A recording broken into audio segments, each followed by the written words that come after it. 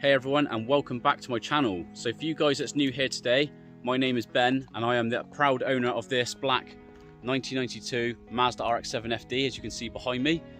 So I've owned the car for 10 years and today I'm going to share with you guys some of the common faults that I find that break on these cars, or you should watch out for if you're looking at buying one or you do own one. So yeah, let's get straight to issue number one. Issue number one is the door handles. Now, the mechanisms on these are pretty rubbish, to be honest. What happens is the mechanism behind breaks and then your door handle will just be floppy. This has been replaced on my car already back in 2012, just after I bought the car. The driver's side hasn't broke before, so I've got to always be careful with that handle. But yeah, that's issue number one, is the door handles. Issue number two is inside of the car this time. Well, there's a lot inside of the car, to be honest. And that is this coin collector cover here. So this is supposed to go to there and then click up and stay there.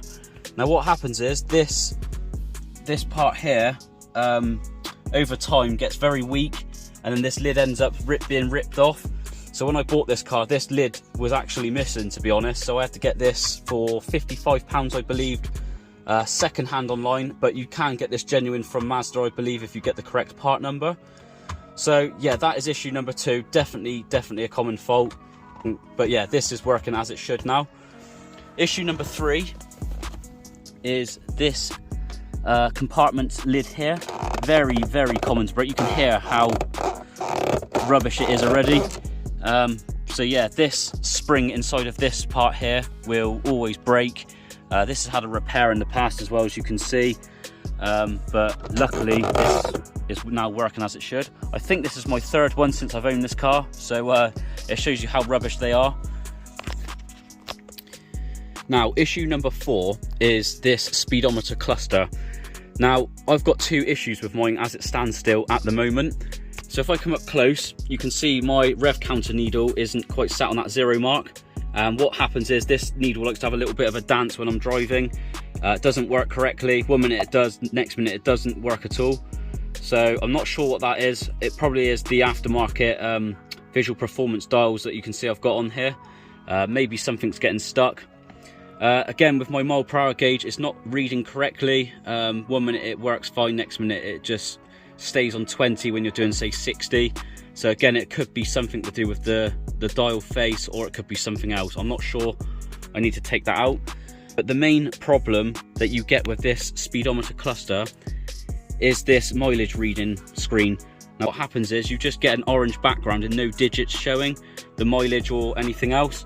And what that normally is the capacitor that's on the circuit board behind this burns out, which means you need to re-solder a new capacitor to the circuit. And then normally, if you're lucky, everything works fine again. That has actually happened to me in the past. I did that myself and it did fix the issue. But some people on the forums, etc., have tried that and still had the same problem. So I'm not really sure what you would do next step wise if you are having issues with that. But yeah, that is definitely an issue. So if you're looking to buy an RX7, definitely make sure you check all of these gauges work. Because I'm telling you now, if any of these are broken, it's an absolute nightmare to get to all of this stuff. You've got to take a hell of a lot of stuff apart in this area to get this out. And if you do need to get like a new cluster for whatever reason, you're looking at probably £700 in the UK minimum just to get that replaced secondhand. So I dread to think what it is if you need to go down the more sort of desirable route. If you want like a Spirit R cluster or a Ria Memi or whatever, you're probably looking at 4 digits just to get that replaced. So definitely make sure these are working if you're looking to buy one. If you are an owner and you're having that issue with the LCD screen that I was saying, it's more likely just a little capacitor that's on the back that needs resoldering. But again, if that does happen, you still need to take all of that apart just to get this out. So unfortunately, it's one of those horrible jobs which, like I was saying, I've got to do again because I've got issues with these two gauges. So issue number 5, and I can't quite get in my inner arch, but it's the arch liner on the front. What happens is with different types of wheel setups people run, sometimes the tyre scrubs on the inner arch, and what can happen is that will burn through, and basically you've got like a whole load of relays and fuses, etc. So that is the inner arch just here, as you can see, and some of these electrics and relays and stuff on both sides are just sat where that arch liner is. So if that tyre burns through there, it then rips through these wires, and then people have a whole world of problems with things going wrong, not working properly, as you can imagine.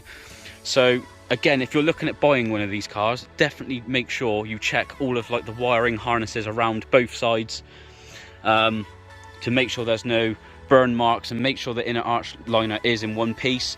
Some people do rip the inner arch liners out, and again, that's fine doing that, but if your electrics are too close to where the tyre can obviously hit up, then they can still score the wires. I've seen many posts of people doing that, and they get themselves in so much like sort of trouble to get that fixed.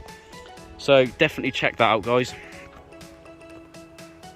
So this is more for people that's probably looking at buying one of these cars, but make sure you check inside the boot, make sure it's not wet, because a lot of people fit aftermarket spoilers.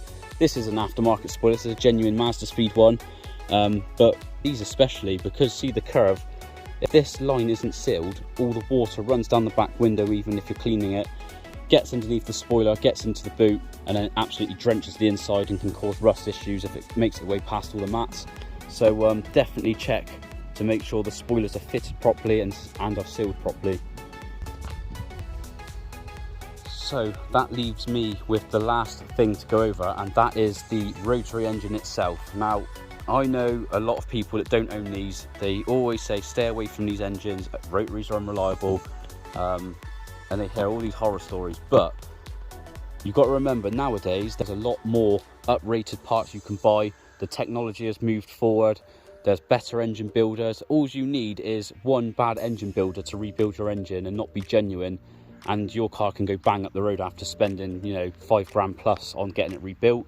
So sometimes it's human error, other times it can be just pure bad luck. But if you do get everything uprated properly, you've got a trusted specialist, you don't scrimp on parts, etc., and you do your research, the chances are you'll have a really good RX7 and you'll really enjoy driving it. I absolutely love mine, to be honest. It's just on the stock twin turbo setup at the moment, but my future plans, as I've said in a previous video, is to go single turbo, just to purely eliminate a lot of the problems that can happen with like vacuum lines, solenoids, etc., because there's so many that run the twin turbo setup. It's quite crazy. It's very clever, but it is crazy. If something goes wrong, it is like a needle in a haystack trying to find that issue. And of course you get more power, and it's just about, as I say, uprating it to all the newer technology, etc. That is my future plans, is to go down that route. So I will be videoing everything when it comes to that being done to this car, to show you guys what I'm doing, what I'm buying, how I'm doing it. I'll be showing you visits to the specialist, everything when I start doing this to the build of this car. But as I say, for now, it's personal choice. If you really don't like the rotary engine, you have got other options. So you can LS swap this. I know a lot of people, again, they moan about it, but if you do that right, it's a very fun car still. And again, a V8, it sounds awesome, so I don't really know why people complain about it. You can also fit K20 Honda engines in these. That seems to be a very good tunable engine nowadays. So yeah, many options. So I'm going to leave this video here today, guys. I hope you've enjoyed it, and definitely keep an eye on my channel for future videos of my RX7 and other future shows that I attend. I try and capture as much as I can. If you are new here today, please consider subscribing, and I will catch you guys in the next one.